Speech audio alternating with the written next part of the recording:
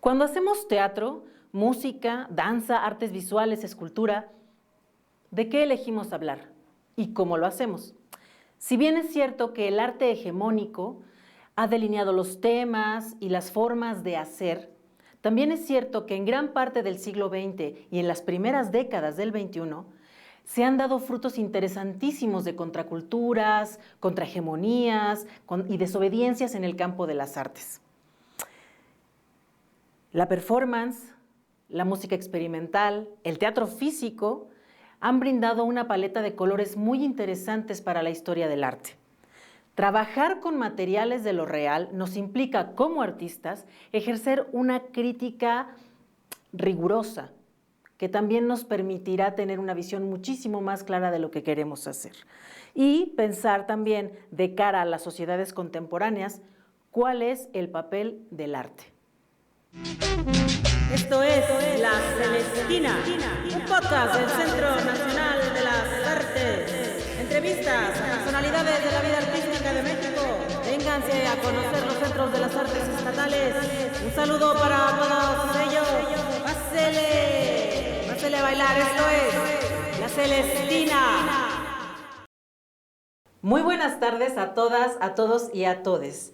Desde el cumpleaños número 30 del Centro Nacional de las Artes, o CNA, para quienes somos de la vieja guardia, estamos hoy en entrevista con César Enríquez, cabaretere, actor, director, gestor cultural y una gran persona. Transmitiendo desde la Biblioteca de las Artes, esto es La Celestina. Recordarles también las redes sociales del podcast, que son podcastcenar@cultura.gov.mx, además de las redes sociales @lacelestinapodcast, en las cuales podemos recibir preguntas, comentarios, vivencias, historias curiosas, chuscas, malas, reclamos, etcétera, que han sufrido las personas que han habitado el Centro Nacional de las Artes. Nos las pueden hacer llegar acá y las vamos a socializar de alguna manera. Obviamente todo referente a procesos creativos. Bueno, ¿qué tal? ¿Cómo estás?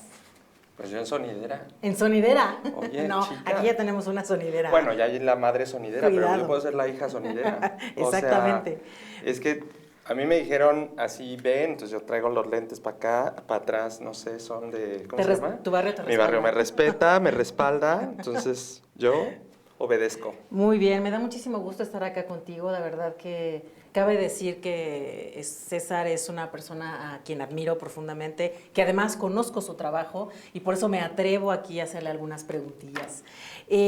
Antes de comenzar la entrevista, todas las personas que llegan a la Celestina traen un deseo, ¿no? Les pedimos que escriban un deseo para la siguiente administración de cultura. Entonces, pues nos gustaría que nos leyeras tu deseo y lo vas a depositar en una urna muy bonita que además va a ser entregada a la siguiente administración.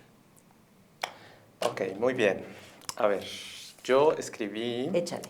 No, es que sí me quería echar el pergamino, pero por lo menos pedimos que haya mayor presupuesto para todas las artes en este país. Me parece fundamental.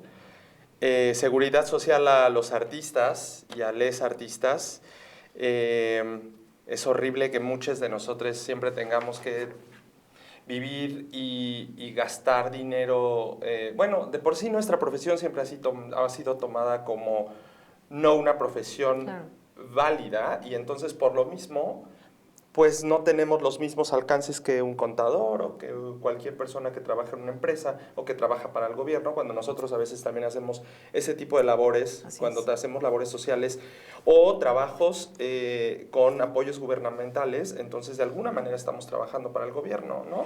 Entonces, bueno, también tendríamos que tener ese tipo de seguridad social y algo que creo que también es muy importante es un apoyo real a los artistas o a les artistas mexicanos, aumentando el número de becas que se han reducido enormemente, ¿no? Así como ha pasado en el deporte, como ha pasado en todo, pero con nosotros es peor, ¿no? A mí me ha tocado ser jurado un par de veces y es horrible que veas 20 proyectos buenísimos y solo tengas 3 becas, ¿no? O sea, solo hay 3 oportunidades para poder becar a alguien cuando en realidad hay 10 proyectos maravillosos. Y entonces a veces los artistas con justa razón se nos van a los jurados porque es como, ¿por qué? ¿Por qué tú? Y es de, man, había 3. Exacto. Y aparte eso fue pelearlos con los otros jurados y a ver, entonces lo único que se les pide es eso, una equidad y un apoyo real a los artistas a nivel nacional y sí me atrevería también a decir a nivel internacional. Nuestro trabajo como artistas debería ser visto en todo el mundo. Y de repente siento que para este gobierno también ha sido todo como muy solo es México, somos nuestra identidad, y sí, está bien padre, pero de repente, ¿por qué no eso llevarlo y extenderlo a otras partes del mundo? Y también que esos apoyos existan para becas internacionales o para apoyos internacionales o para poder llevar nuestro trabajo de manera internacional y claro, dentro del país, ¿no? Entonces, creo que eso es lo que yo pido a Santa Claus, secretaria, y a las secretario, Reyes Magas. y a las Reyes Magas. Un aplauso a César, un aplauso a César, que haya más presupuesto. ¿Esa es la sonidera? Esa es la sonidera. ¿Y de dónde habla? ¿De arriba o de abajo? Pues, ¿a dónde te habla a ti? A mí me habla de abajo. Sí, chica. O sea... ¿Sonidera? Aparte, Yo hablo desde bien abajo. mira, ¿ves? Habla desde abajo. No, fíjate que es bien duro, ¿no? Porque estas peticiones no son peticiones recientes.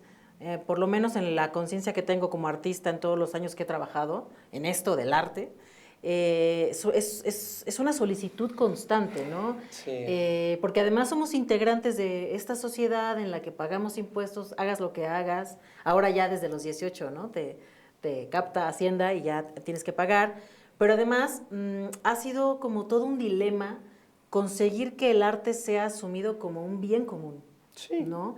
Y que la actividad que realicemos es un trabajo y que como trabajo realizado debe tener una remuneración. Es todo un ciclo, Sí, ¿no? sí, Es toda una sí. cadena de cosas que no han terminado de suceder del todo. Y creo que también muchos de nosotros como artistas trabajamos con nuestro cuerpo. Entonces, Claro. a mí sí me ha pasado 2, 3 veces lastimarme en función, ¿no? Y no tenemos nada. No tienes nada. Sí, O sea, no tienes nada. Y lo peor de todo es, o sea, me toca dar función de una obra donde hago teatro físico y de Claro. repente me lastimo la pierna y aparte ya me ha pasado una vez, que es de, sí, César, lo entendemos, pero no podemos cancelar función. Aguántame, el show must go on, pero también el show no puede continuar si yo no estoy al 100 y Así no le voy a dar exactamente. al público migajas. O sea, mi trabajo es estar al 100% o yo te podré decir si mi cuerpo, si es una lastimadura sencilla, que mi cuerpo permite hacer mi trabajo por lo menos dignamente a un 80% y te Exacto. puedo decir, lo voy a hacer, pero no voy a salir como Lucerito Mijares en muletas, ¿no? A dar función de un musical, pues no, si saben quién es Lucerito Mijares, Sí, es por una gran supuesto, sí, artista. sí, sí. Entonces, o sea, no voy a salir así a dar función. Por supuesto que no. Y que diga el público, ay, qué bonito. O sea, qué bonito, mira, César, con todo y muletas. Qué mártir. Salió, qué ¿no? mártir. Qué mártir. No. Y el problema es ese, que te van a decir mártir, pero la lesión permanece. Ah, no, la lesión y tú permanece. vas a vivir así por años, ¿no? Y puedes empeorar. Es decir, no, y además Sí. ahí viene el tema del envejecimiento, Sí. la cultura de la vejez. Calla, no, chica. a nosotros no nos pasa. Calla. Bueno, entonces te pedimos por favor que deposites tu deseo en la urna que será entregada a la siguiente Administración de Cultura. Ok, vamos. Que Dios nos escuche. Por favor, sonidera. Ah, no estás acá No, abajo, estás sonidera. acá. Es que yo no sé cuál. Es que yo siento que la sonidera es como más dionisiaca. Es más de abajo. Sí, es más de abajo. Es De suelo pélvico. De suelo pélvico, sí. Entonces, Ahí por eso- depende mi canción, depende de la canción que me pongan. Mira, ¿ves? Satanás, la cumbia de Satanás. Dale. Ha de haber una. O de estas del embrujo. O Ándale. algo. Hoy Esas nos sabrosonas encontraremos así, de Tepito. Sí, raspa. Bueno, pues quiero hacerte algunas preguntas. Me gustaría pues que charláramos al respecto. ¿Puedes contarnos quién es César Enríquez? En breve, no sufras. No sufro. Es que es como. Ay, es que la verdad es que toda la gente piensa de verdad que soy muy de hablar de mí, pero no Ajá. soy tan de hablar de mí. O sea, pues soy una persona que hace arte, creo. que hace teatro, que construye ficciones, que construye universos a través de, en específico del cabaret, pero ahora me he diversificado mucho más en otras cosas también. Escribo, canto, actúo, produzco. Lo hace muy bien. Hago mole los domingos, realizo trabajo comunitario con personas LGBTQ+. En general es como todo ese mi universo, ¿no? Estoy empezando a hacer cosas para televisión. Entonces, creo que en general eso es César y bueno, yo me asumo como una persona trans no binaria y dentro de eso creo que para mí sí, mi identidad permea mi trabajo tanto escénico como de ficción y como creador y como creadore, ¿no? O sea, creo que eso en general soy. Eso, así es como yo me autopercibo. Y eres mucho, por eso te tenemos aquí. Aplauso drag. Oye, ¿y por qué elegiste las artes escénicas como modo de vida, no? O sea, porque ya yo te conocí ya cuando ya estabas como bastante colocado en esto y me dio muchísimo gusto, ¿no? ¿Te acuerdas en el Centro Cultural Helénico cuando compartimos la residencia y tu gran trabajo, ¿no? Y toda la investigación que haces. ¿Por qué decidiste las artes escénicas como estilo de vida? ¿De qué te acuerdas cuando dijiste, este es mi lugar? Es que creo que a mí el arte de alguna manera fue como, el teatro se volvió como, siempre lo he dicho, que para mí es como tal vez mi lugar seguro y al mismo tiempo es mi lugar de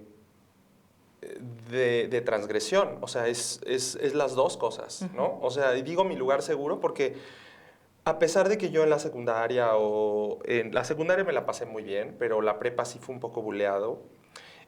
Por mi identidad, ¿no? Y de repente son como deudas que tenemos, ¿no? Yo recuerdo no haber ido a las fiestas de mis compas en la prepa, no tener novio en la prepa, yo veía a todos con chava, yo veía a todos con chavo, ¿no? Y yo era pues la sola que estaba ahí, que yo decía, pues es que a mí me gustan los niños, pero pues esto no es permitido, pero entonces no puedo lo podías tener... decir. No, entonces hasta que yo empecé a estudiar teatro, empecé a estudiar en una escuela de Landa horrible, pero en esa escuelita empecé a ver que había cabida a mi expresión, que yo podía expresarme como yo quería. Después estudié, obviamente, con Margules, en el Foro Teatro Contemporáneo, y esa escuela, o el teatro, me permitió poder empezar a explorar mi universo y a pesar de eso también me tocaron los típicos maestros de no, tu sexualidad no es importante en el escenario, el personaje no debe verse así,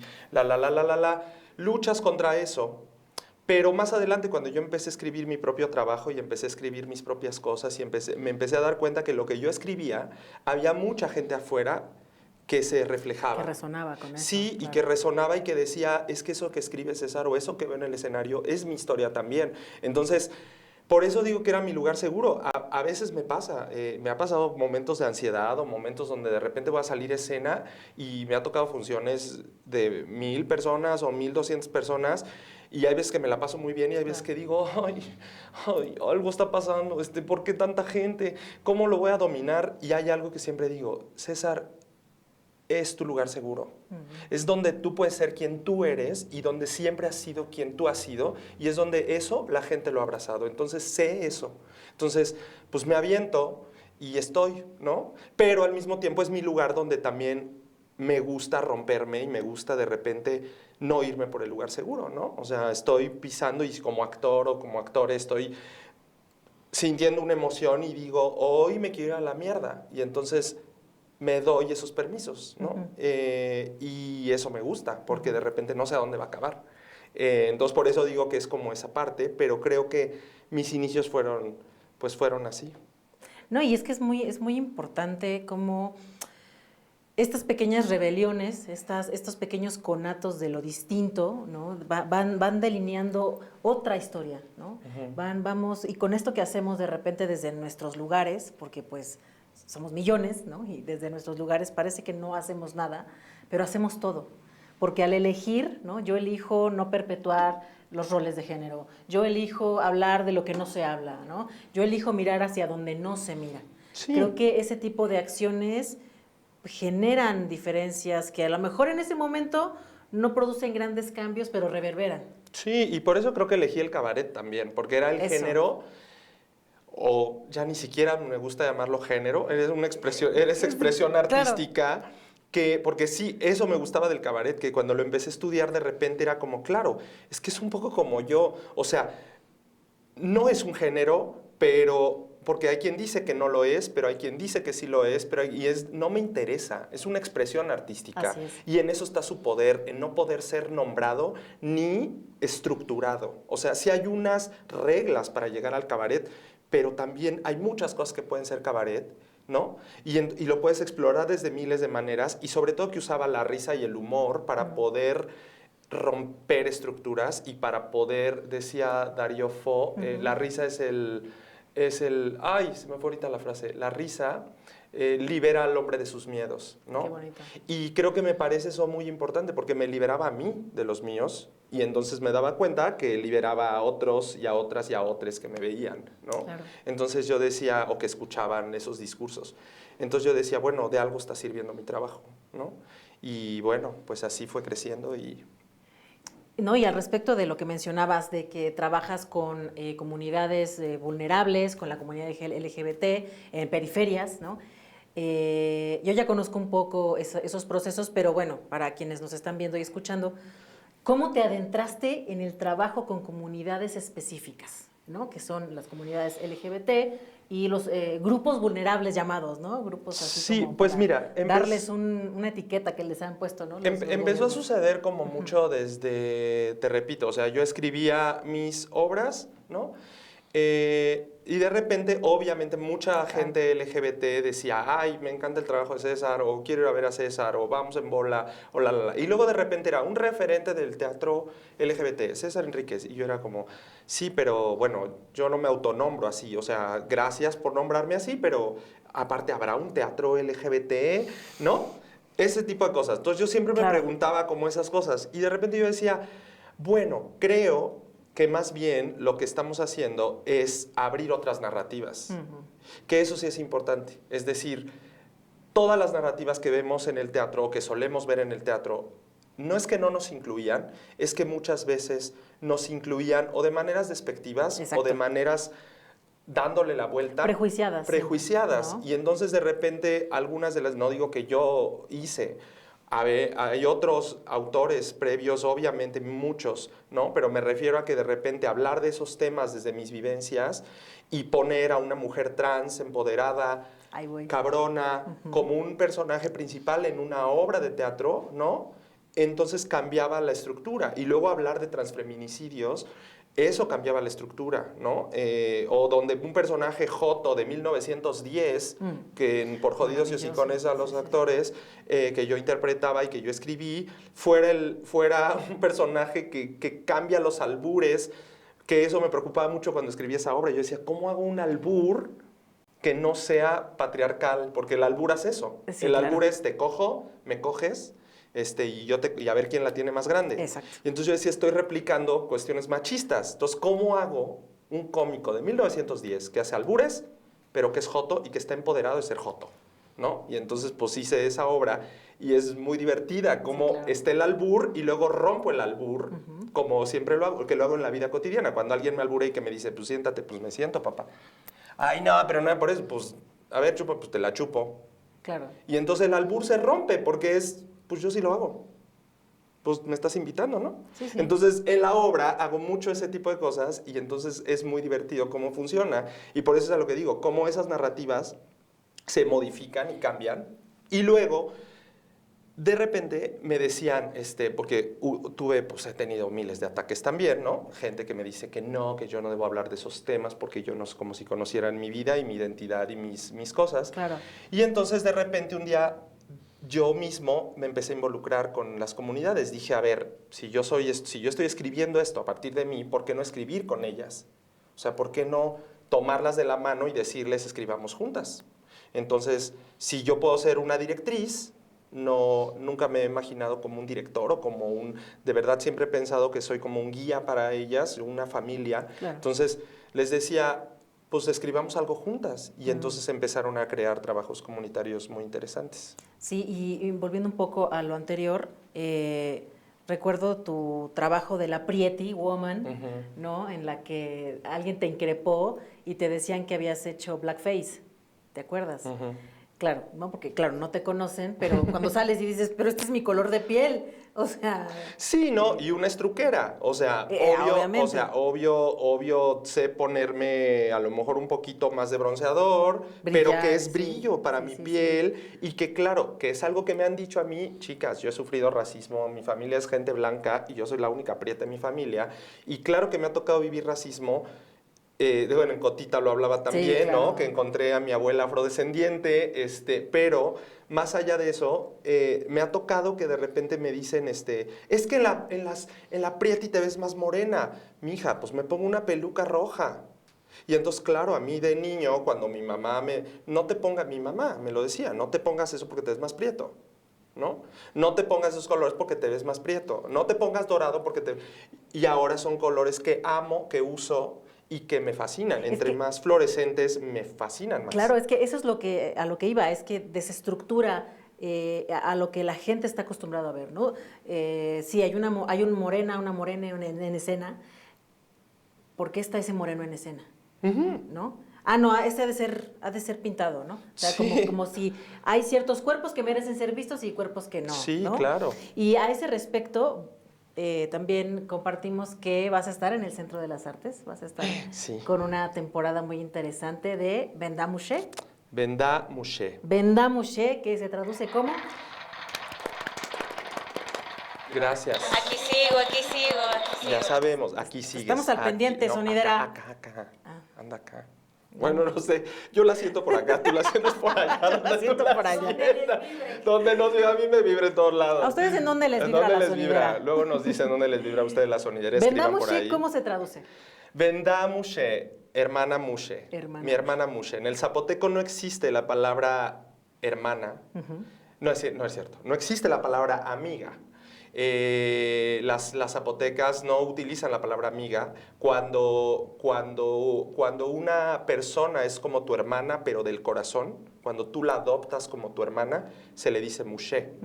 Entonces, por eso la obra se llama Vendamouché, está escrita junto con la comunidad zapoteca del Istmo de Tehuantepec, con 5 mouches con las que trabajé, y entre todas creamos este universo y este texto donde están mezcladas sus historias propias, las historias de otras mouches de la comunidad que ellas conocen o conocieron o escucharon, y se hace una voz comunitaria para mostrar este trabajo escénico que habla sobre sus vivencias y sobre todo sobre la identidad y sobre que ser mouche no es el paraíso que creemos. Que está bien romantizado, ¿no? De repente hay una ola muy interesante de romantización de los pueblos originarios que, claro, son sociedades que hay que visibilizar, o más bien permitir que se visibilicen a sí mismos y no llegar una como, ¿no?, bien colonizadora a decir, yo te voy a dar las herramientas para que tú puedas, porque no puedes.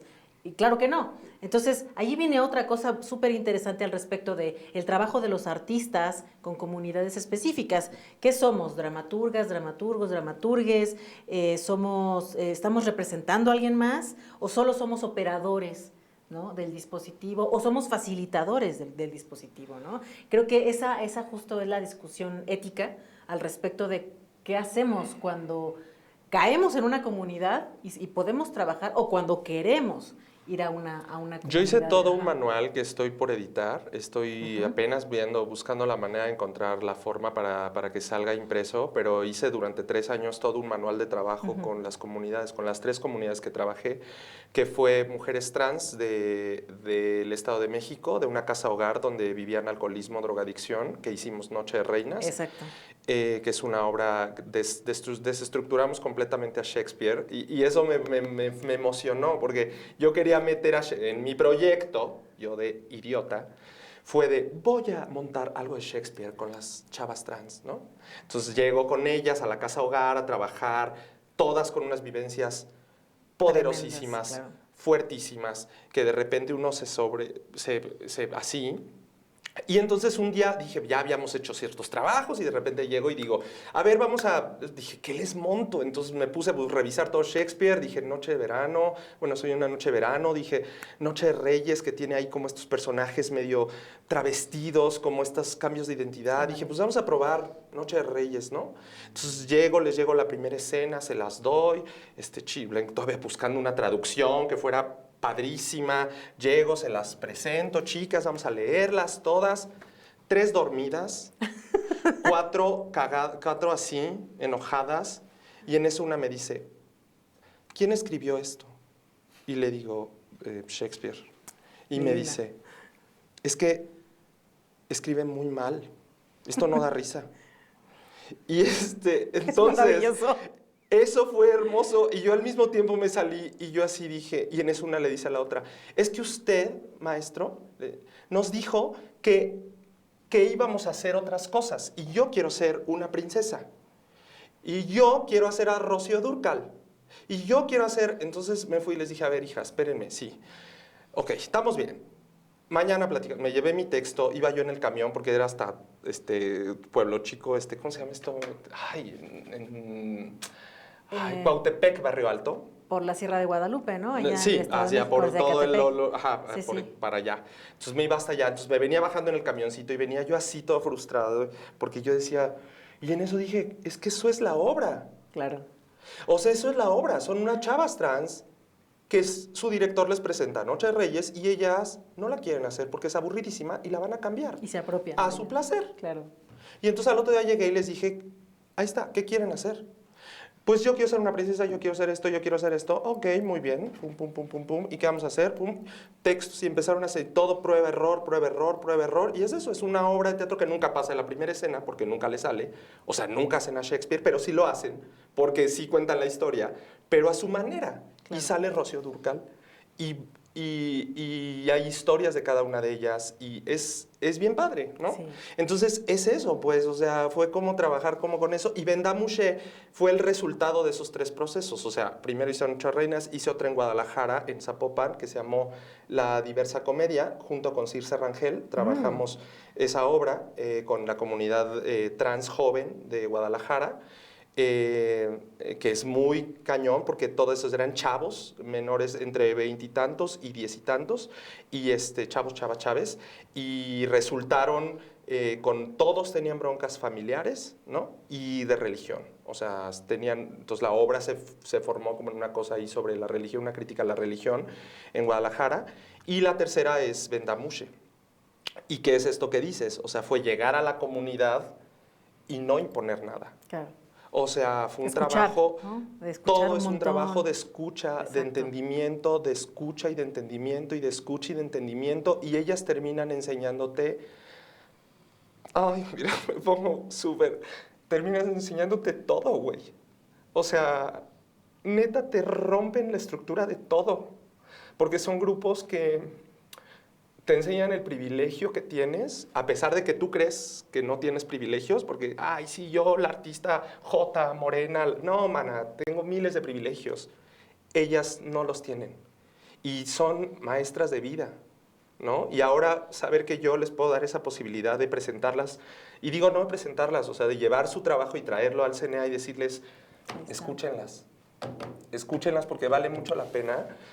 Yo soy ese facilitador, pues, ¿no? Y fui el que pudo decantar esas historias tan horribles y tan terribles y tan bellas y tan hermosas, tan rulfianas, en esto. Pero es su chamba, ¿no? Que al final también es muy festivo, es decir, ¿no? Sí. Ese es el contraste hermoso, ¿no? De la dureza, de lo que implica ser mush en una sociedad como esa y como esta, sí, y tener que estar lidiando con el qué puedes hacer y qué no puedes hacer, pero desde la fiesta, porque me consta que tu trabajo siempre es desde la fiesta. Sí, o sea, bueno, tienen que venir a verla, y sobre todo es eso, está hecha desde el humor, está hecha desde el humor, desde la diversión.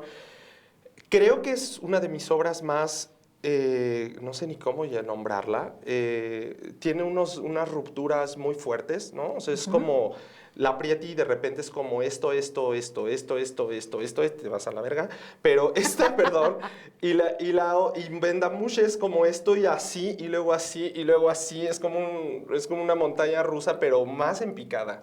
Entonces,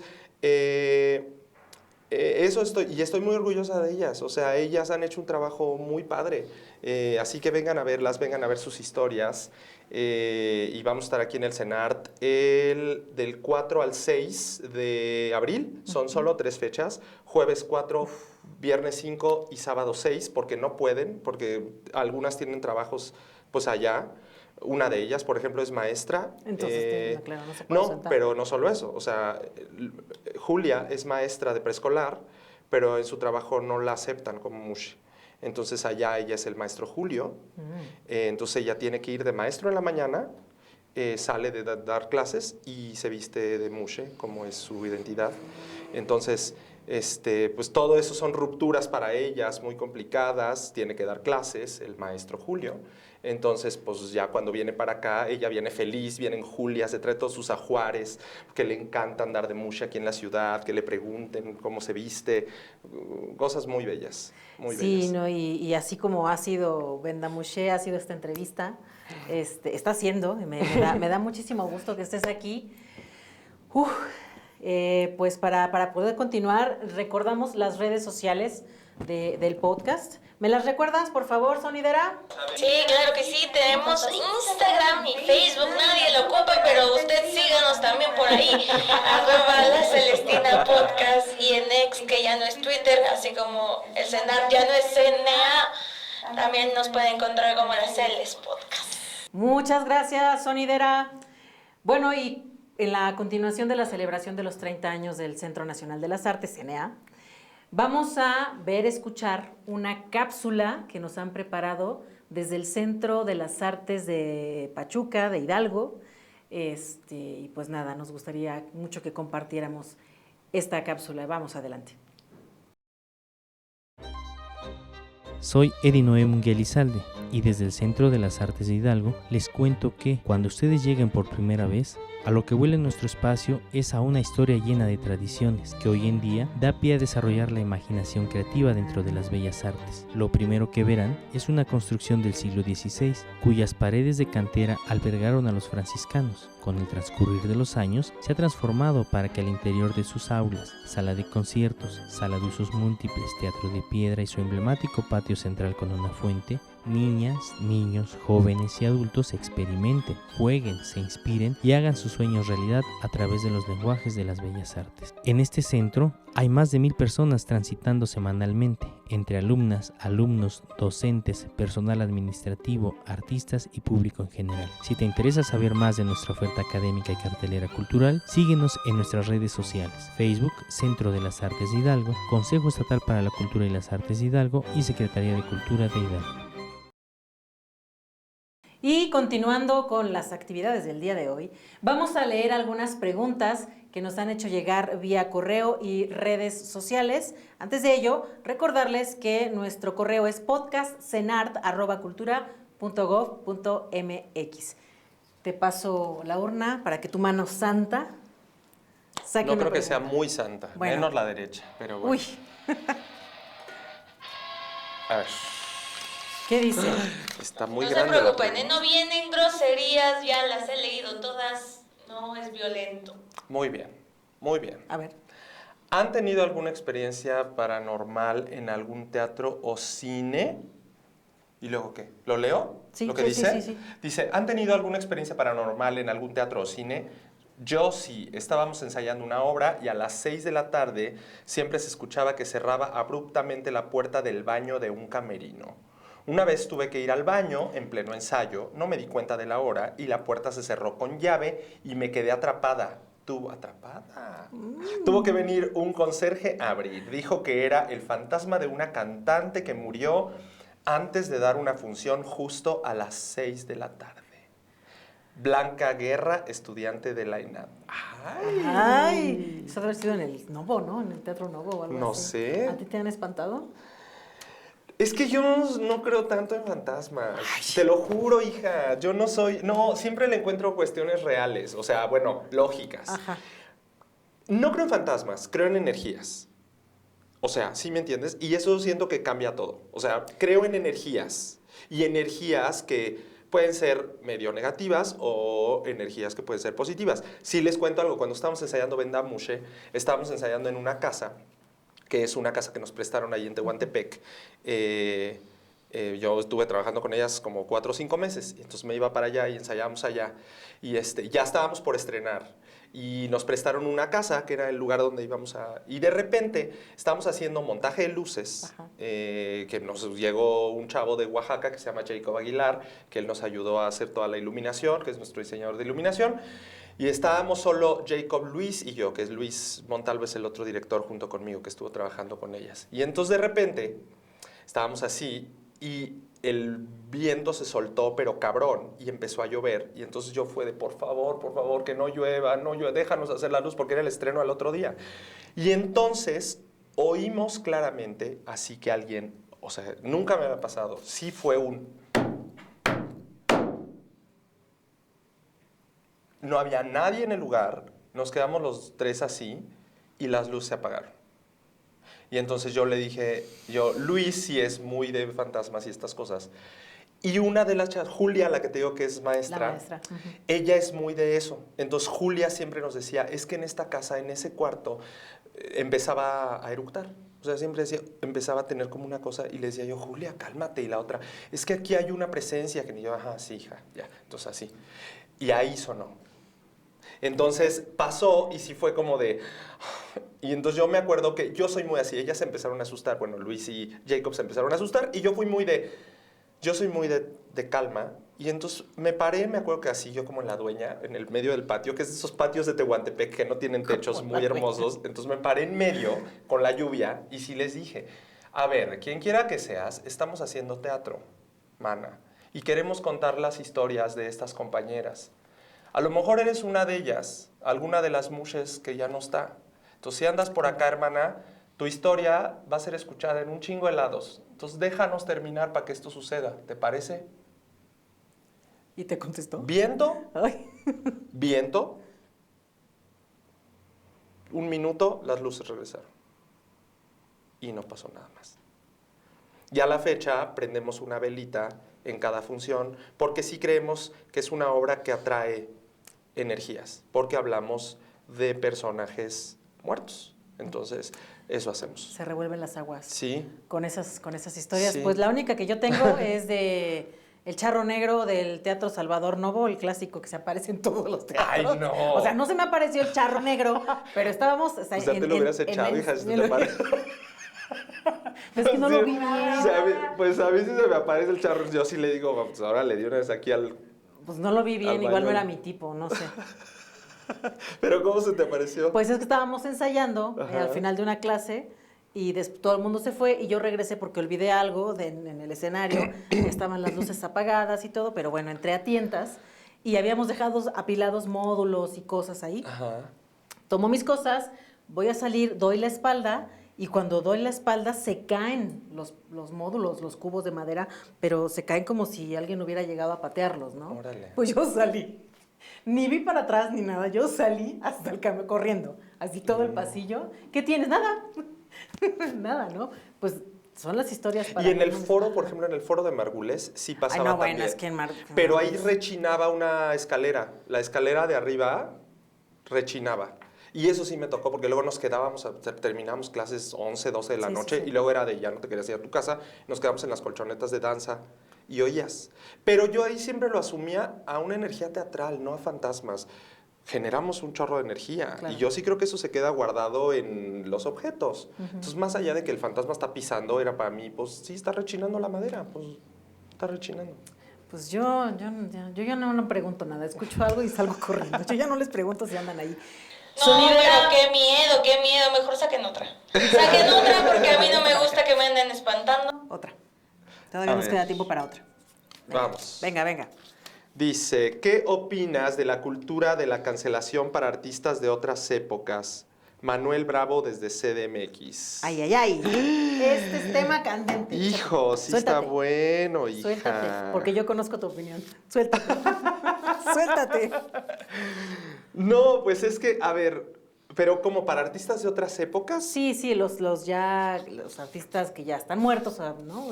Los grandes artistas, las figuras del arte. Claro, es que creo que este tipo de... Es que hay dos cosas.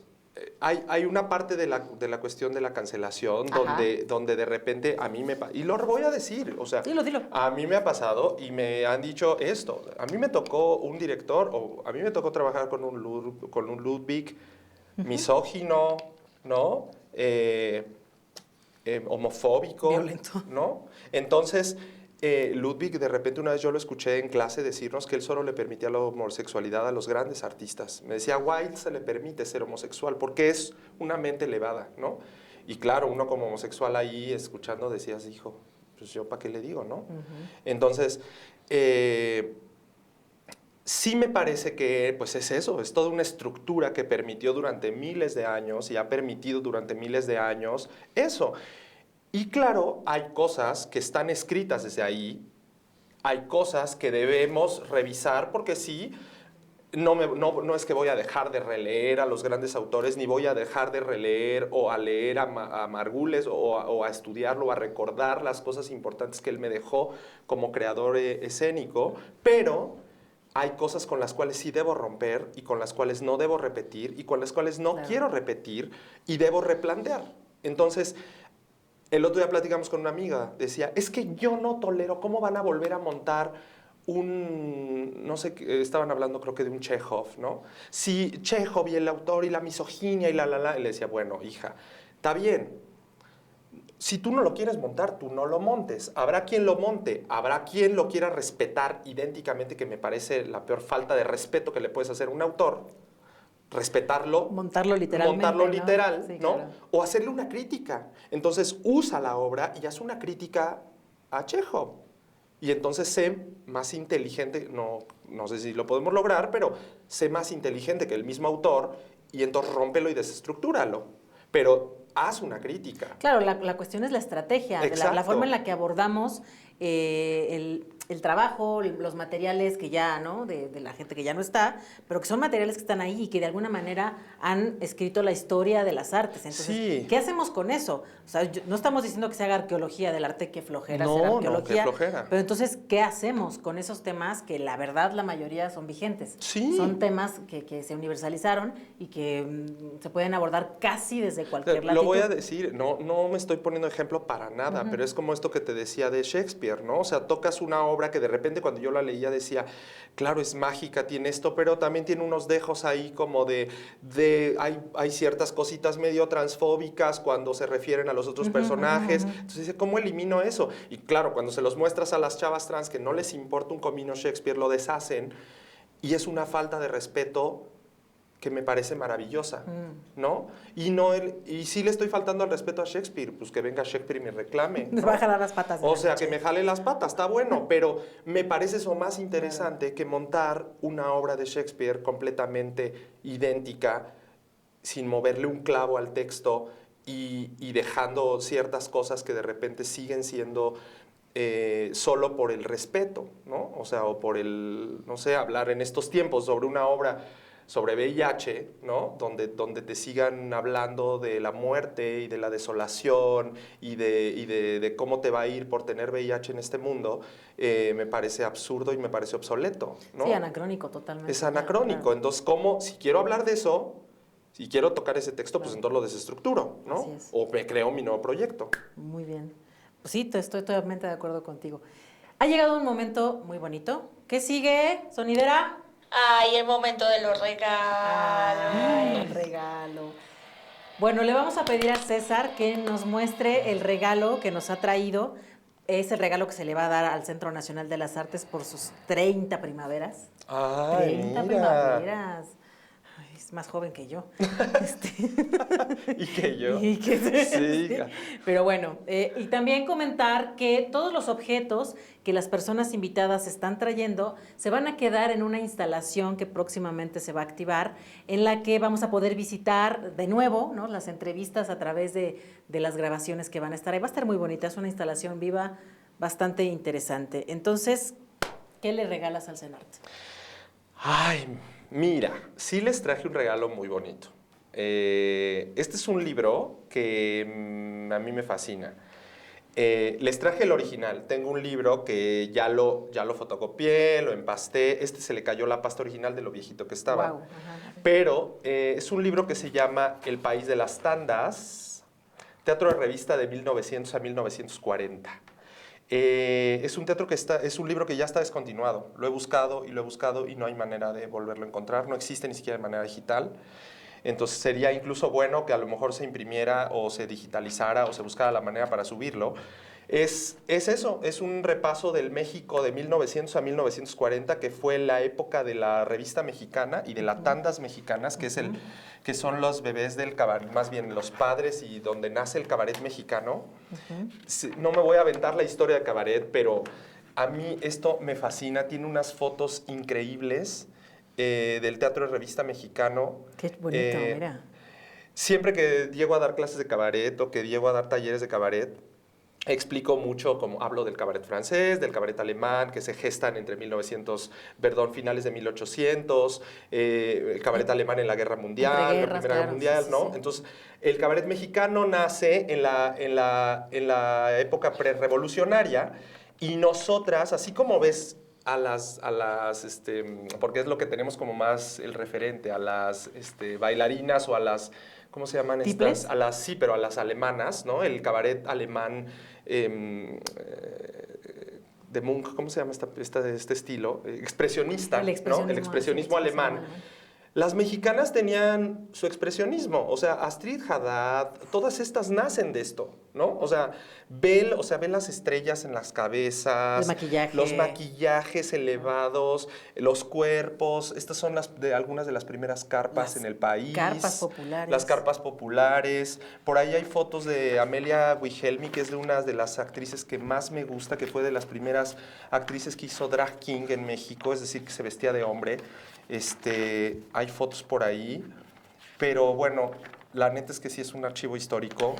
Y mira, le estoy dejando el original, yo tengo las copias, pero se los dejo aquí. Está manchado, se me cayó un día el café y por eso justo ya no lo quise agarrar, pero mira, es ella. Ella es Amelia Wilhelmi, que es la que hace la guayaba y la tostada, la gordita. Es ella. Y ella nace del teatro de carpa. De ahí sale, igual que Cantinflas, nada más que Cantinflas luego ya se vendió para el otro lado. Pero Amelia Wilhelmi nace de aquí y empezó haciendo un personaje que se llamaba así, el gendarme marihuano, que era un policía que fumaba mota, y cuenta la historia que fumaba real marihuana y se pasoneaba cabrón. Y luego en las carpas se pasoneaba y pues la gente se pasoneaba con ella al ver la función. Sí. Qué bonitas historias, ¿no? Muchísimas gracias, Enrique. Sí. Se ha lucido con su regalo. Sí, un aplauso, por favor, un aplauso. Muchísimas gracias. No. Aplausos. Esa sonidera anda lenta. Anda lenta la sonidera. Sí, estamos aquí escuchando. A veces está por acá, a veces por acá, a veces por acá, a veces en las entrañas. No, a mí no me suena ahí. A mí no me late. Hija, ¿no te suenan las entrañas? Sí, pero ahorita todavía no he comido. Pero no por mí, dice, no por mí. Pero la sonidera no me gusta. Ok. Bueno, y como intercambio de este regalo, vamos a obsequiarle a nuestro querido César una galleta sonidera de la suerte.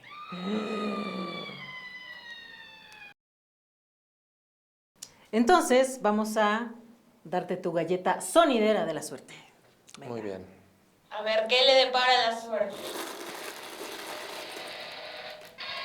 A ver. A ver, vamos a abrir. A ver.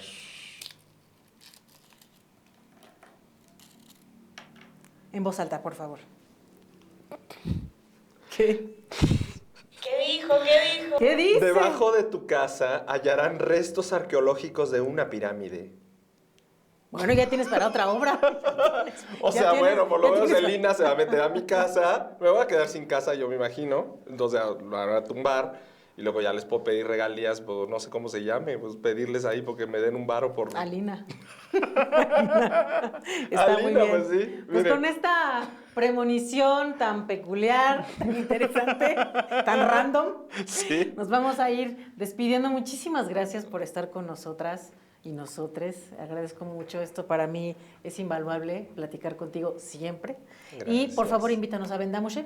Sí, pues muchas gracias a todos, todas, todes, la gente que nos está viendo y sobre todo vengan a ver Vendamushe si quieren conocer un poco, no solo mi trabajo, del trabajo de esta comunidad que hicimos en armonía, en familia, en hermandad. Vengan a verlas, vamos a estar aquí en el CENART, repito, el 4, 5 y 6 de abril, son únicas fechas, de verdad traerlas desde Tehuantepec es un rollazo, o sea, es muy complicado traerlas, así que el CENART está haciendo este esfuerzo por traer esta obra en el Teatro de las Artes. Son únicamente 3 fechas y confiamos que vamos a tener lleno, porque pues así va a ser, así que compren sus boletos con anticipación, 180 pesos y... creo que hay días de descuentos y esas cosas, visiten la página del CENART, pero sobre todo vengan a verlas. No les puedo decir lo que van a ver, pero sí les puedo decir lo que van a... No, más bien, no les voy a decir lo que van a sentir, pero van a sentir muy cañón. Muchísimas gracias, de verdad. Y pues agradecer a la gente del Canal 23, a toda la producción, al Centro Nacional de las Artes, a la Biblioteca de las Artes por todas las facilidades que nos han brindado. Nos vemos en el siguiente episodio de La Celestina. Esto fue La Celestina, podcast del Centro Nacional de las Artes. Nos esperamos ver en el siguiente capítulo.